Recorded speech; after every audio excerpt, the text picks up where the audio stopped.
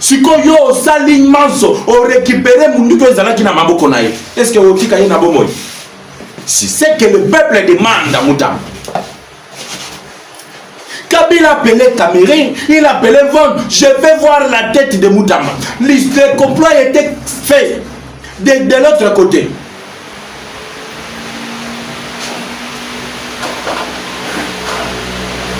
Complot basala qui de l'autre côté, les loyaux.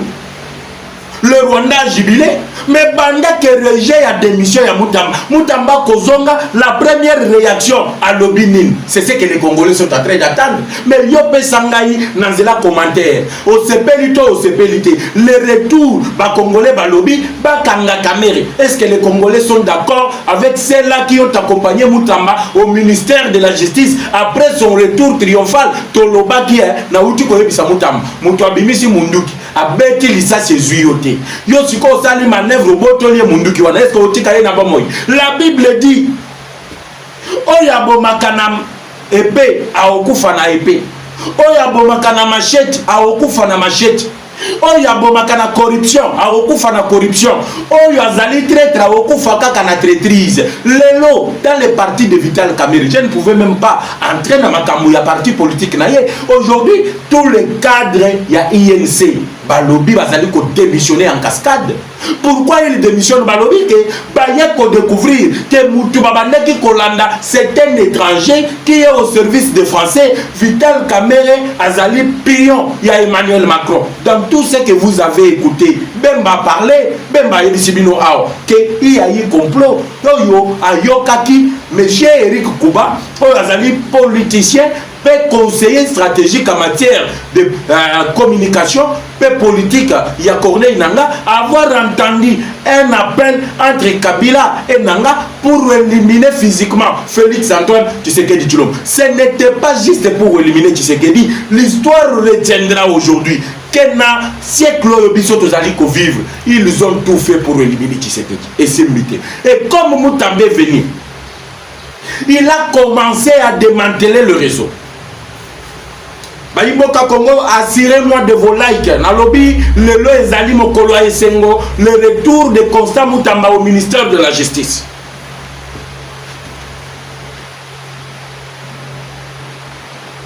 Le retour de Constant au ministère de la Justice. Que pensent les Congolais? Quelle est la réaction des Congolais? Banamboka Congo. Tolobaki que lelo, l'histoire retiendra que Moutamba a traqué les réseaux de Kabila, les intouchables. Bisso, le Congo nous appartient. Qu'un groupe de 80 personnes qui prend en otage plus de 100 millions de Congolais. J'ai des compatriotes qui sont aujourd'hui des réfugiés. Les réfugiés, pourquoi? Parce que Ndenge Toali Kosolola Nabino Ao. Banamboka Congo, Bitumbe Zalaki Namboka, Bitumba Zalaki créé parti par des Rwandais. Et ces Rwandais-là que vous êtes en train de voir, on fait tout pour infiltrer le service de sécurité. Pourquoi infiltrer seulement le service de sécurité? Ils savent que la gestion du Congo, la déstabilisation de la République démocratique du Congo passe par les institutions, soit les services de secret, dans le service de renseignement, dans le service de sécurité. Lelo, Fati a démantelé tout le réseau là. Et Moutamba a eu l'audace de s'attaquer à ces intouchables-là. Vendre, qui pouvait attaquer vendre. Ministre de la Justice va se succéder. On a mandat depuis que Tshisekedi a eu pouvoir. Qui pouvait s'attaquer à vendre?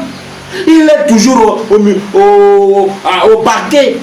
Il y a cour de cassation. Pourquoi? Parce que je l'ai expliqué. La cour de cassation est le juge naturel du gouvernement et de l'Assemblée nationale. Ça veut dire quoi?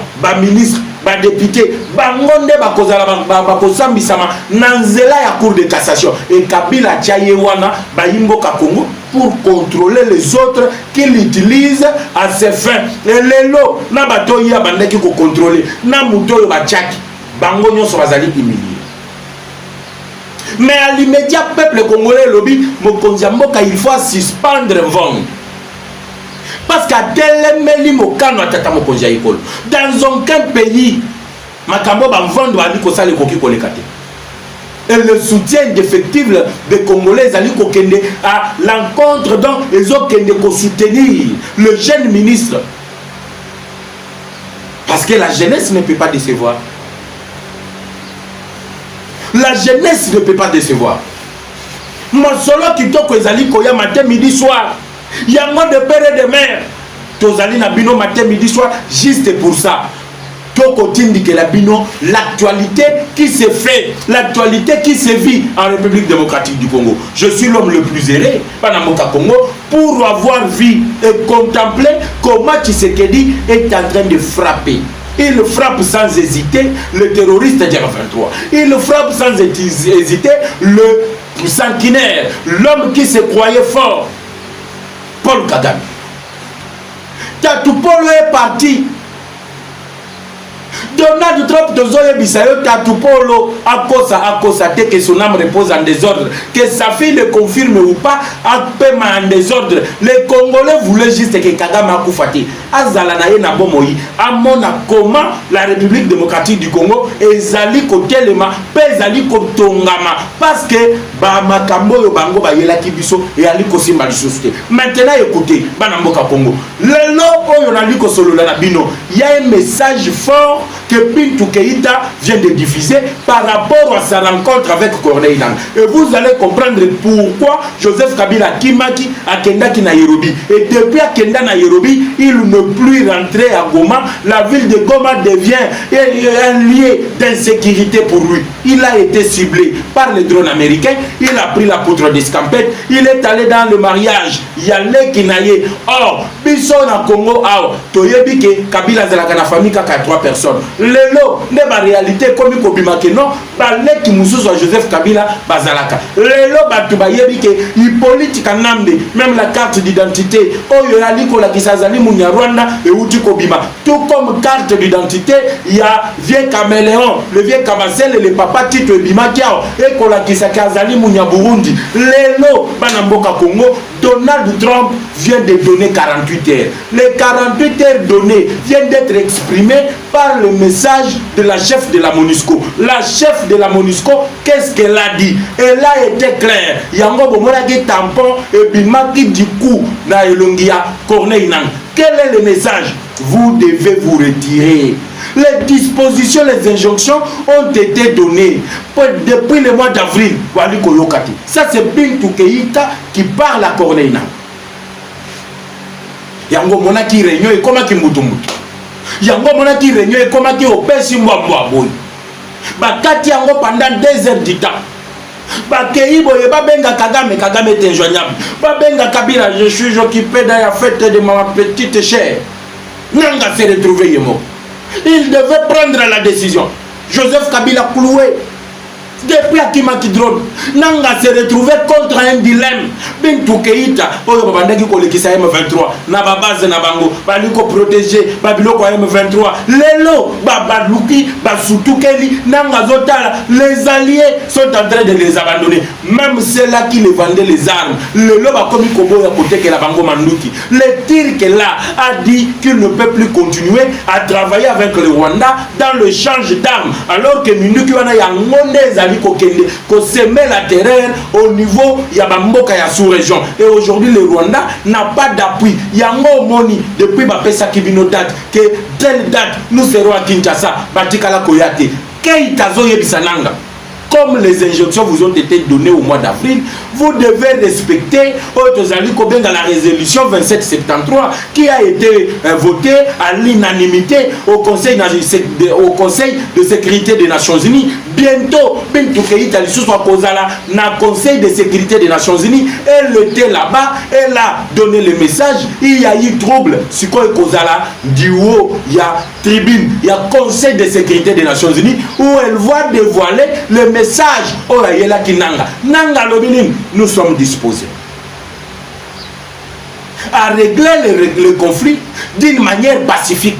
Congolais, lobby, Nanga, que nous puissions régler le problème de façon pacifique, te régler de façon pacifique, mais yo Nanga, nous allons te pendre. Voilà la réaction des véritables Congolais. Nangaza mutu apenza koteye singana king bojembiki ye asali ata 10 ans bato bazomona mikuwa wana eza ya kojembika mikuwa wana eza ya kojembika bino ba réseau ya Kabila lelo bolo balisusu ote biso ndenge tozali boye c'est Joseph Kabila ou rien Joseph Kabila pour forever Joseph Kabila pour toujours ou ici chez nous Kabila pour toujours. Na ebisi bino que cette fois-ci soki bambata tokobetana na bino bambata na mboko pour sauver les générations à venir. Mboko Simo Kimbango a monné la passe. Patrice Emery Lumumba a monné la passe. Etienne Tshisekedi a monné la passe. Et toi tu viens comme ça, la balkanisation, vous voyez ce qui t'ozui, le nord Kivu, le sud Kivu, to côté dans le Grand Katanga, to Sangisi Nyonso, nous aurons un pays à déclarer comme indépendant. Vous vous trompez. Les plans qu'ils avaient sont en train de tomber. Et bravo à son excellence, monsieur le président de la République. Mais pourquoi tu dis bravo à son excellence, monsieur le président de la République? Fongola Matoui. Les Congolais ne voulaient pas qu'on continue dans Babylone pour brassage et mixage. C'est ce que Fati a dit. C'est makambo na lingela Tshisekedi ya mwana ayoka ka base na ye ayoka ka masolo peuple na ye alobaka na ye peuple alobi. Cette fois-ci, plus question de brassage. Cette fois-ci, plus question de mixage. Fatia Yoka Kate Asanilini Ayoki. Dans l'accord qui a été signé, rappelez-vous d'abord Rebanda qui n'a Luanda. Fatia Boya qui brassage et mixage. Kagama Kimaki pour venir signer l'accord Oyo ou Luanda na Nzela ya Joao Lorenzo Basi ba élaboré. Kagama Kimaki Boyebi solo Ayaki na Luanda te. Le même Tshisekedi prend le vol pour partir au Qatar. Kagama Lobi, moi je n'ai pas de problème. Mais Batouana Bazali ba Congolais et ils sont au nombre de 80 000 militaires. Il faut beaucoup qui s'abango na ba service à sécurité na bino. Parce que Bazali ba Rwandais te Fatia Lobi, il n'y a pas de brassage, il n'y a pas de mixage. L'armée est réservée à ceux qui sont en train de faire Otozali Kobenga la formation militaire. Ba Oyo Basali formation militaire te. Ils n'ont pas été laver le cerveau. Il faut pas kende na Otozali Kobenga cantonnement. Pas kende ko désarmer bango, to ko désarmer Nanga, to désarmer Kabila, to désarmer Sultani Makengo, to désarmer Willy Ngoma, to ye kozongisa bango na vie normale pour ceux qui sont des Congolais. Mais ceux qui avaient des responsabilités doivent payer de leurs actes au Boma Batu. Mouvement Nabino et Yiba Biloko Batu. Mouvement Nabino est violent. Mouvement Nabino est Boma. Vous serez tenu comme responsable. Parce que c'était vous qui étiez responsable et le commandant de tout ce qui était en train de se passer de l'autre côté. C'est ainsi qu'au niveau de Doha, Tshisekedi dit Toko kende na brassage té, Toko kende na mixage té, l'amnistie pézalité. Parce que c'était là que Nanga voulait. Des places Nanga, il faut comprendre que Kabila roulaki. Parce que Nangaza na bisika mususu okende te. Joseph Kabila c'est un Tutsi rwandais, il peut circuler au Rwanda, à Kampala, à Nairobi, au Soudan du Sud, sans pourtant être inquiété. Mais yo Nanga au Kendewap, parce que le même jour, Nanga a essayé de contacter, on lui a répondu que je suis occupé à Namakambo Libal, et à Lekinaye, au Kendeki Kobala du côté de Nairobi. Et les gens retiendront qu'il a fallu juste la détermination et aussi la certitude des Congolais, la prise de conscience de savoir que nous devons lutter. Rester unis et lutter pour que l'intégrité territoriale ne puisse pas être touchée. Parce que parmi les points, j'ai bouilli beaucoup de temps, j'ai parlé trop hier à vous expliquer les différents points inscrits dans cet accord qui a été paraphé par les deux équipes. Donc bientôt le 27, ça sera le tour du ministre des Affaires étrangères et au mois de juillet, début juillet, ça sera au tour du président. Côté Rwanda Toyebite, Nanya Kokende Kuna, Pota Tupolo Aliko brûler en enfer. A brûlé en gros, a brûlé en détail. C'est le billet d'aller en enfer que Dieu lui a donné. Dieu lui a réservé, a préservé. Mais Biso Tolinga Kinde, Azalana Bomoy, qu'il puisse subir. Qu'ils puissent subir ce que les Congolais ont subi. Parce que Zala qui promet sur le biso ba Congolais tout ça. Et quand Ben Toukéi t'a dit, finir l'insécurité dans la partie est de la RDC. Vous devez rentrer là où vous étiez en 2021. Na 2021 bazalaki wapi? Ah, bino moko boye. Bintou Keïta lobby, vous devez obtempérer aux injonctions. Injonction et où tu vois point d'interrogation. Parce que bazali ko critiquer le gouvernement, lobby non, la diplomatie de Tshisekedi n'agit pas. Tshisekedi a pris l'argent de l'État, il a circulé dans le monde. Qui pouvait s'attendre aujourd'hui que toutes les nations, les grandes puissances, ils ont tourné le dos à Kagame, ils ont tourné le dos au Rwanda, voire même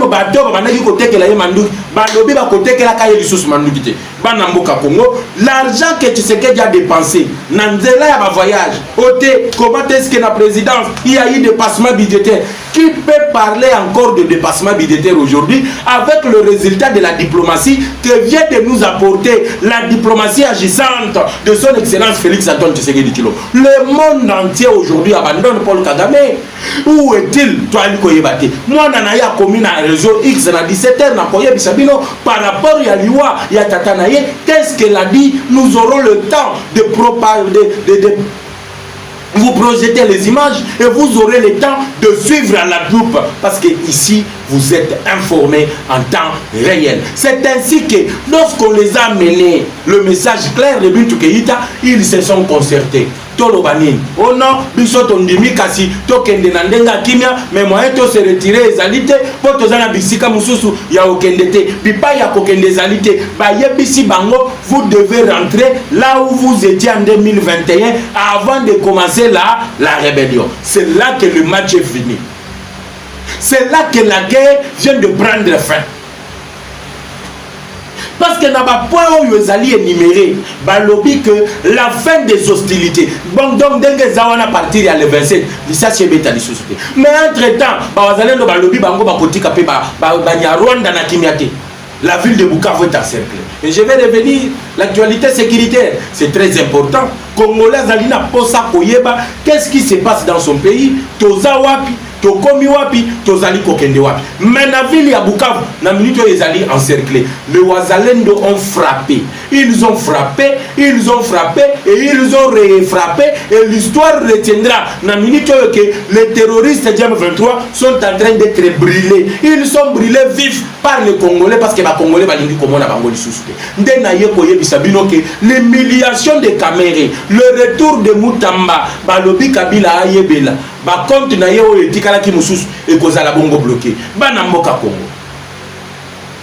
Bientôt Fachi à Washington. Nazo zela siko bato babandaki koloba Tshisekedi alekisi ba voyage ata ba voyageaka yepe il faut atika babilo comme mususu baya koloba lisusu. Mona mboka Congo yo zasir d'accord que Tshisekedi a kende toi kendete. Akende toi kendete. Kagame Timboubouy, le Rwanda Timboubouy, tous les dignitaires du Rwanda, bakomi kokima Kigali, bazokima Kigali pona nini. Tu es bisa kiyo non? Tato Kagame. Nous sommes appelés à vivre comme des voisins éternels. Nous sommes appelés à vivre comme des voisins et à sécuriser nos frontières. Kagame Ayoka quitté, mais toi comme tu n'as pas compris le message de bienveillance, alors nous allons mettre à faire ton régime. Au moins comment ma dignité le régime va commis kokim. Bango moko va commis kokima en disant que non, celui qui va succéder à Kagame, Azali proche à Tshisekedi, il va faire la chasse à la sorcière. Comment vous savez déjà celui qui va succéder à Kagame? Est-ce que Tshisekedi est impliqué dans ma Kambabanyarwan? Moi je dis non, mais les Rwandais doivent savoir qu'ils n'ont pas quelque chose à voir les Congolais. Bateau tozali na problème na bango, ezali l'État rwandais, ezali le gouvernement rwandais, ezali la gestion de Paul Kagame. C'est à cela que nous nous attaquons. Le Rwandais là, le petit peuple, ils n'ont rien à voir. D'ailleurs, matin, midi, soir, bango pe bazala qui victime ya dictature ya Paul Kagame. Bana na bango bazali ko enlever bango na makasi, bali kotinda bango na est, baya kokufa dans une guerre qui n'intéresse que Kagame et toute sa famille. Et le lo Kagame akoy akatia salinine akoy Kabila akoy akatia salinine akoy lelo bana mboka Congo nani na bato bazolanda nga akoki kobanga lelo monsieur Joseph Kabila. Qui peut avoir peur de Kabila aujourd'hui? Bana mboka Congo. Lisolo Kabila comme kobeta maneti moi ma solo moko boye et les gars na 1970 1960 Attends, solo le monde bébé tabakali sous bongote. La haine que les Congolais ont, la haine que les Congolais ont contre Kabila et contre cette famille soi-disant de Kabila. Mes frères Katangé, les notables là Katangé vous ont trompé. Bah mais les Bino et Rwandais pour le légitimer, bah pécibier identité y a Katangé. Mais botiki ba notable wana tilelo, bazo continuer na même discours de haine. Dans la réseau ya Kabila. Pour les sauver, le discours, il y a un tribal. Tu sais que c'est un tribal, il est en train d'arrêter que le Katangé. Mais non, dans les 29 officiers arrêtés, il n'y a pas que des Katangé. Toi Équateur Bazali, toi Bandundu Bazali, toi Est Bazali, toi Katanga Bazali, toi Kasaïpe Bazali. Toi Kasaïpe Bazali.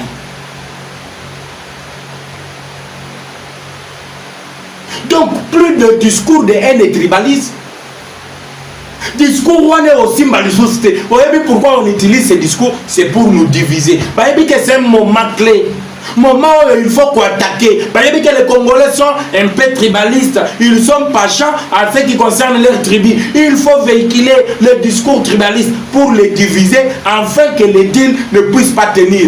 Dans la délégation ya Katoum, dans la délégation ya Kabila, na Washington, régalé. Ba régalé bango, nenge ba régalaki le prêtre de l'église catholique et le prêtre de l'ECC. Ba yebisi bango que les États-Unis traitent avec les responsables des nations et non pas avec les responsables qui sont en train de semer la terreur, la mort dans la partie Est. Nous traitons avec les responsables, avec le gouvernement et non pas avec les individus. La même humiliation a été donnée aux prêtres de l'église catholique. Banda Bazonga, les États-Unis et Yebisaki Bango. Si vous avez quelque chose à dire, allez voir le président de la République, discutez là-dessus. Boyo Kana, le moniti lelo, basenga audience, qui se qu'est Yambaka Bangote. 12 ans au Fatia Beti Kamere, et ça même 12 ans à Pesta Beta, Naba évêque, il y a l'église catholique, le lot 12 Mokomoko, et Juif Vital Kamere, et Kamere, Loakaningigi, le vieux Tito, Papa Kaméléon, Talandengo Souki. Talandengo Souki. Tu as toujours eu les problèmes avec l'armée. Depuis Ozawana, tu as toujours eu les problèmes avec l'armée. L'armée est salaboye, mabé. L'armée est salaboye, mabé. L'armée est dénoncée, mabé. Au lieu que yo président de l'Assemblée nationale, tu encourages l'armée, tu es passé du perchoir pour insulter la même armée. Armée wana, neye kokuluwe yo sikoyo, na makambo moba. Ayoza na ba procédure bazolandela yo. Mais ozo luka mususu bakisi, ba pesa yo accord. Qui est dit l'accord qui va ça sera le peuple congolais et non pas des Burundais. Je me répète, pas des Burundais. Namakambo est encore entre Bissona et États-Unis. C'est un problème entre Congolais et pas des Burundais, pas des Rwandais. Ils sont boutés dehors. Américains, il faut organiser ce dialogue inclusif interne. Et c'est là que les choses commencent à devenir intéressantes. Il y a na chaîne Nabino, il y a des tata et des mamans, le seul qui vous apporte l'actualité vérifiée. Si fiable dans vos maisons. Lélo, retenez juste pour conclure l'émission que Kamere a été humilié et chassé de la présidence de la République. Constant Moutamba de retour. Et le peuple ne fait que dire Moutamba, Kangela Bisso, Kabere, Kangela Bisso, Kabila. C'est tout ce que les Congolais veulent voir avec le retour du ministre de la Justice, qui est un don de Dieu envoyé pour libérer la justice na esclavagisme ya Rwandais na ba traître oyo bangomoko batela kibiso au niveau du ministère de la Justice. Plus 243 81 717 1197 plus 243 81 717 1197, c'est notre numéro de contact. On se retrouve tout à l'heure sur la même chaîne et avec le même plaisir. Ciao.